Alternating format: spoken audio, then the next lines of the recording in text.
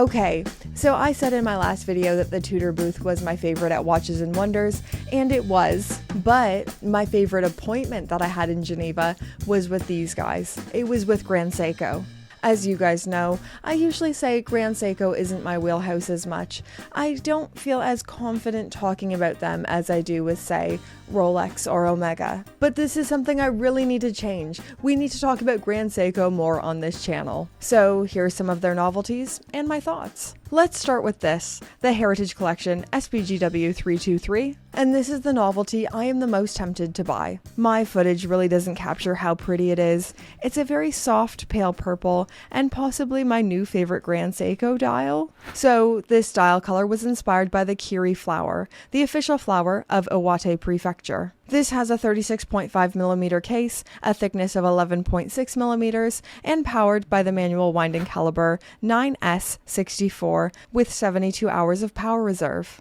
Really attractive watch. Go anywhere, do anything watch choice for someone who wants something that's versatile but still a little bit cool, a little bit different. If you are interested in one, this is a boutique exclusive, boutique only, and it retails for £5,100, which is very reasonable. It's a very reasonable price for how much watch you're getting.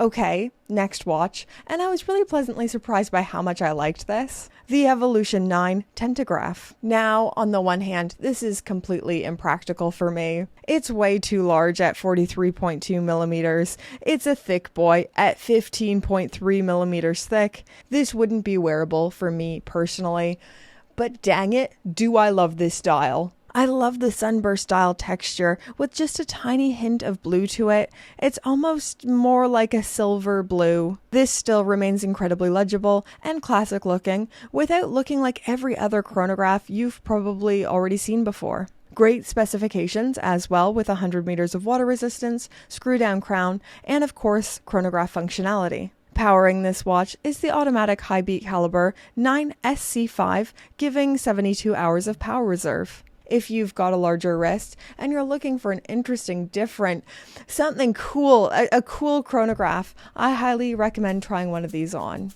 Okay, let's talk about the showstopper now. Let's talk about possibly the greatest watches released in 2025. The UFA SLGB 003 and 001 Spring Drives. These are significant for two reasons. For one, the introduction of the on-the-fly micro-adjustment on the clasp. And two, this is the most accurate watch I've ever heard about. Let's start with talking about number two. Let's talk about UFA.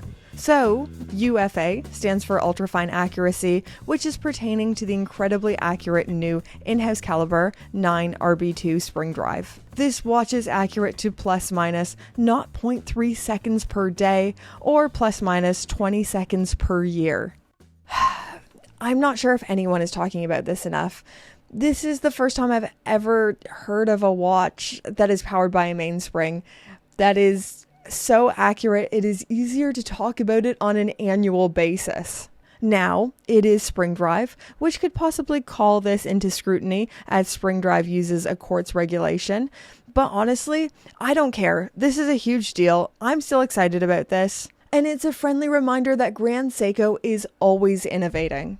I'm personally a big fan of Spring Drive in general. It is the marriage of quartz and mechanical. It is taking the best from both of these worlds and making something even more special, even more awesome than they could be without each other. And I love to see that Grand Seiko is still fine-tuning this technology.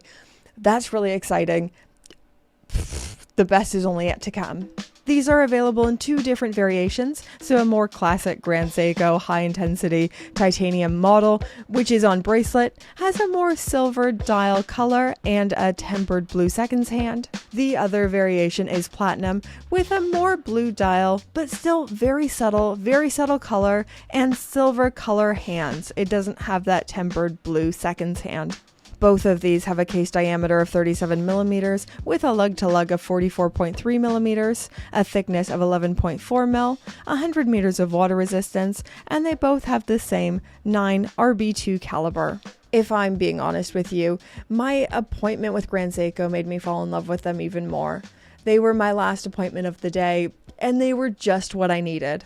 I don't know, it felt like it wasn't about anything but the watches. It was pure and lovely and gave me a much deeper understanding of the brand. And micro adjustment finally being on a watch was cool. We never came back around to point number 2. But yeah, one of my biggest complaints with Grand Seiko for a long time has been the lack of micro adjustment. So Grand Seiko is listening, they're making things happen. It's exciting. Okay, so this is the final watch I saw with Grand Seiko, the Tokyo Lion Tentagraph High Beat. And although this isn't really my typical style, I kinda respect it. This watch isn't practical, it isn't under the radar, it is just so shamelessly itself.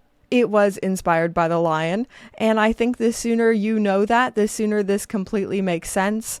It's oversized, kinda brash, but not vulgar. This has a case size of 43 millimeters, a thickness of 15.6 millimeters, and being a chronograph, it feels bigger than the numbers would suggest.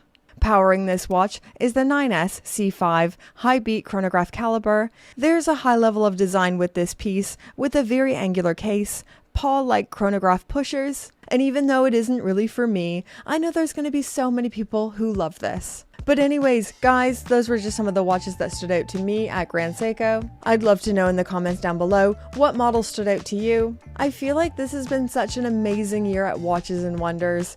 I liked everything I saw. There was nothing I saw that I wasn't excited about. So hopefully next year is even better, more videos to come. And yeah, thank you for watching. Thank you so much for your viewership. How did I not say Pope tier patrons get their names on the screen? What is wrong with me? I think I'm still tired from Watches and Wonders. I've not fully woken up yet. Pope tier patrons, names on the screen. Thank you so much. Thank you so much for supporting my weird little channel. I hope you keep enjoying it. I love making these videos. I love seeing these novelties and, you know, hopefully putting some trustworthy information out there. Thank you so much. Bye, guys.